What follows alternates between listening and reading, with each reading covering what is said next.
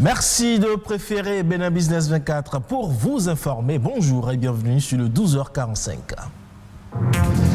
Considérée comme la maladie de la misère et de la honte, la lèpre touche plus de 3 millions de personnes dans le monde. En ce 31 janvier, le message est que la lèpre existe toujours. Et puis on parle de cette pratique de consommation qui exclut tous les aliments de provenance animale. Le végétalisme, un mode de vie qui privilégie les fruits et légumes, bon pour la santé. On en parle dans un instant. Enfin, l'implication de la jeunesse dans la lutte contre les changements climatiques serait indispensable pour l'atteinte des objectifs du développement durable. Mais comment procéder? Un ingénieur de l'environnement va nous édifier.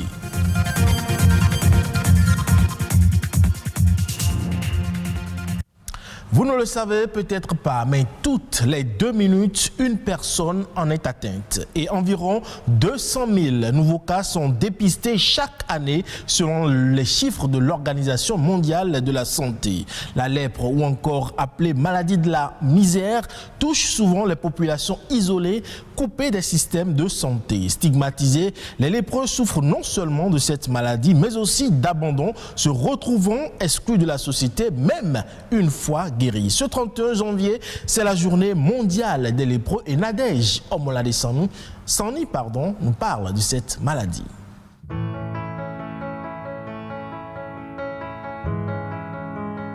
Depuis 1954, le dernier dimanche du mois de janvier est un jour d'attention de la société à l'endroit des malades de la lèpre. Encore appelée maladie de la misère, de l'ignorance et de la honte, la lèpre touche généralement les populations isolées et coupées des systèmes de santé. La lèpre, qui est une maladie infectieuse chronique due à une bactérie, le Bacille Mycobacterium leprae, est perçue comme une malédiction.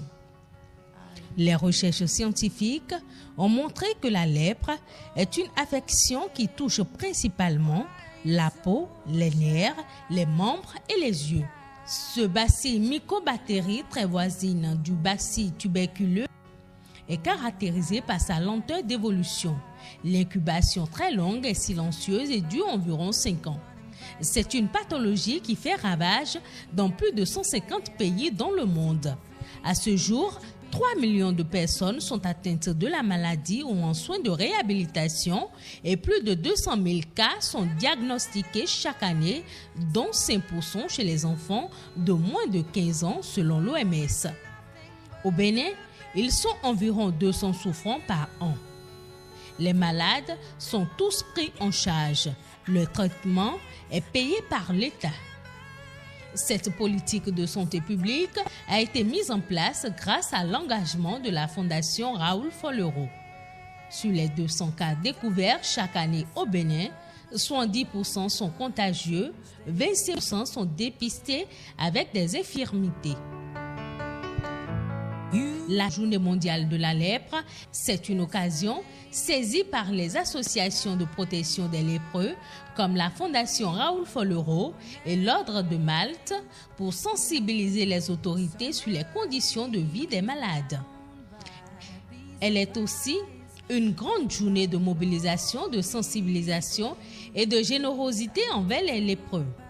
Le plus souvent, le traitement de la lèpre se fait par une polychimiothérapie pendant 6 à 12 mois. Selon l'OMS, ce traitement très efficace a peu d'effets secondaires. Par conséquent, on observe très peu de rechutes et il n'y a aucune résistance connue.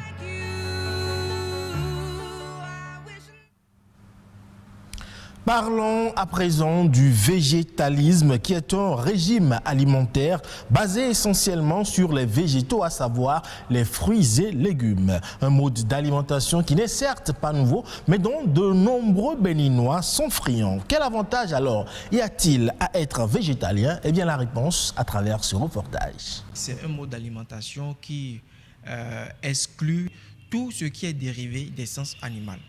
C'est ce régime alimentaire qu'il a adopté depuis son jeune âge. Georges ne consomme que des aliments d'origine végétale. La cause en est bien simple. Quand j'étais un peu plus jeune, je n'aimais pas quand on tue les animaux quand les égorgeaient, ça me faisait mal. Donc du coup, aller manger leur chair, ça ne me faisait pas vraiment plaisir. C'est-à-dire, je me culpabilisais. Chaque fois qu'on me présentait la viande, je n'aimais pas manger cela. Ça n'avait pas de goût, selon moi. Mais avec le temps, moi, j'ai découvert plus tard que ce que je pratiquais, c'était le végétalisme. Ce n'est pas un régime, mais c'est plutôt un mode d'alimentation. Ce n'est non plus une religion ni une secte. Le choix de Georges n'est pas basé sur la religion. Cependant, les nutritionnistes en rencontrent qui optent pour le végétalisme pour une raison de foi et bien d'autres encore. C'est d'ordre religieux ou aussi le gain de poids. C'est beaucoup plus ces deux raisons fondamentales. Selon l'International Agency for Research on Cancer, les sociétés qui consomment beaucoup de protéines animales s'exposent à des risques plus importants de cancer. De même, l'American Journal of Clinical Nutrition soutient qu'un régime axé sur les légumineuses, les fruits et moins de viande serait plus sain et donc bénéfique pour la santé. Preuve que plusieurs avantages sont liés au végétalisme. Dieu nous a donné tout. Il y a tout dans les fruits. Moi, les maladies que je souffrais avant d'être végétarien, quand j'ai commencé, ça a disparu. L'alimentation végétalienne augmente le quotient intellectuel. Cela a été démontré d'un point de vue scientifique. L'alimentation végétalienne augmente l'espérance de vie. L'alimentation végétalienne permet également de réduire les émissions de gaz à effet de serre. Parce que vous savez, l'industrie de bétail génère énormément de gaz à effet de serre. Je ne trouve pas d'inconvénient à ce que l'on soit végétalien. Un avis qui n'est pas partagé de tous. Les végétaliens sont des sujets à risque parce que les végétaux en fait ont cette capacité de rétention de certains micronutriments, par exemple tous les micronutriments d'ailleurs, des crevettes, les poissons qui sont des produits de mer qui en réalité sont très riches en iode. Lorsque le végétalien se prive de ces aliments, il peut avoir ces problèmes de carence en iode qui plus tard vont conduire à des problèmes de goitre. Les femmes, d'accord, qu'elles soient allaitantes, enceintes ou ni allaitantes ni enceintes, déjà à partir du jeûne, elles ne peuvent pas normalement se permettre un pareil régime parce que c'est des organismes qui ont un besoin accru en ces micronutriments. Par le passé, des personnalités telles que Michael Jackson, Saint François d'Assise, Martin Luther King et autres n'auraient pas eu du mal à préférer ce mode d'alimentation. Le bien-être de l'homme dépend de son alimentation. Qu'on soit végétalien ou pas, il serait important de manger pour vivre et non vivre pour manger. Et dans la lutte contre les changements climatiques, l'implication des jeunes est de plus en plus sollicitée. Cela afin de les outiller à prendre conscience de la préservation de l'environnement pour la génération actuelle et bien évidemment celle future. Écoutons ici Armel Ulrich Sounou, il est activiste et ingénieur de l'environnement. La jeunesse aujourd'hui est au cœur de tout. Vous savez, tout le développement passe par la jeunesse, les politiques, ça passe par la jeunesse. Les problèmes que nous vivons aujourd'hui au niveau de l'environnement, c'est plus les jeunes qui subissent. Si nous nous assentions plus aujourd'hui au niveau du CCC, collectif des citoyens pour le climat, nous nous assentions plus au niveau de la couche vulnérable. C'est parce que cette couche-là n'a pas l'information. Parce que les expériences nous ont prouvé que la couche n'a pas du tout l'information. Sinon, les gens comprennent quand vous leur expliquez l'importance de telle ou telle loi, l'importance de pourquoi préserver la nature. Les gens comprennent et ils vous demandent quelles sont les solutions. Les activités que les jeunes mènent sont vraiment nombreux. Vous avez la sensibilisation, vous avez les activités de nettoyage, vous avez les activités de proposition de tests et de lois. Il faut que les enfants sachent ce que c'est qu'aujourd'hui l'environnement. Il faut que les enfants, déjà dès le primaire puissent savoir l'importance d'un arbre, comment planter un arbre. Il faudrait qu'ils sachent pourquoi ne pas utiliser les éléments plastiques à partir d'un certain âge.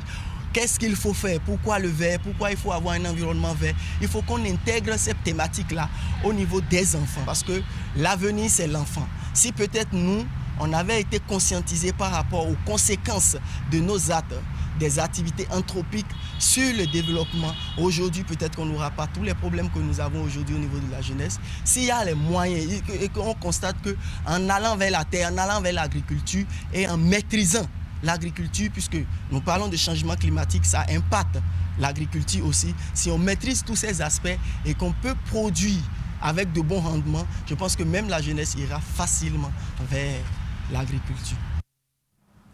Et en nouvelle brève à présent, l'Angola, deuxième plus grand producteur de pétrole en Afrique derrière le Nigeria, a vu sa production passer de 1,4 million de barils de pétrole par jour en 2019 à 1,145 millions en 2020, soit une chute de 16%, affaiblissant ainsi ses parts de marché.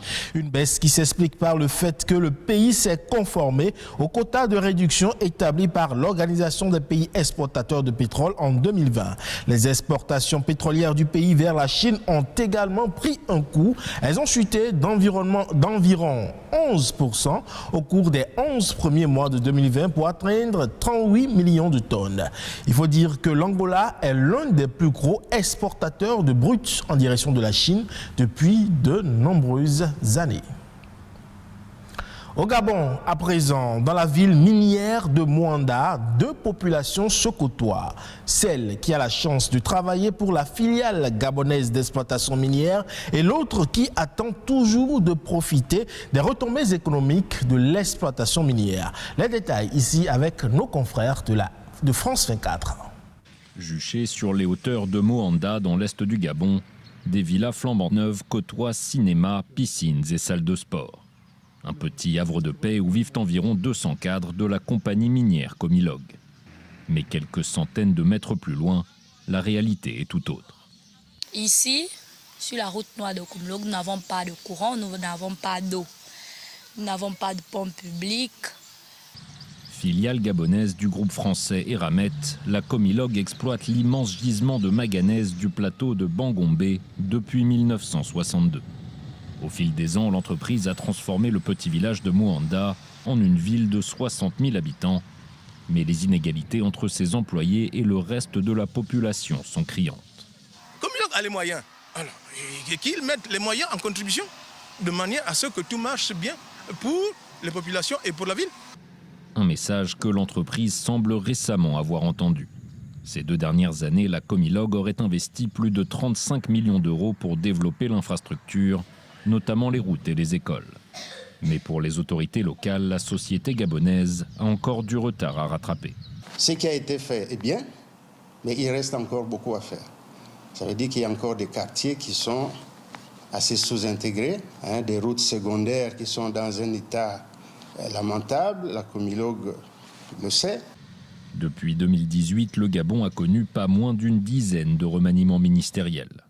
Dans ce contexte d'instabilité politique, les autorités font régulièrement appel aux grandes entreprises comme la Comilog pour assurer des projets d'infrastructure et de développement.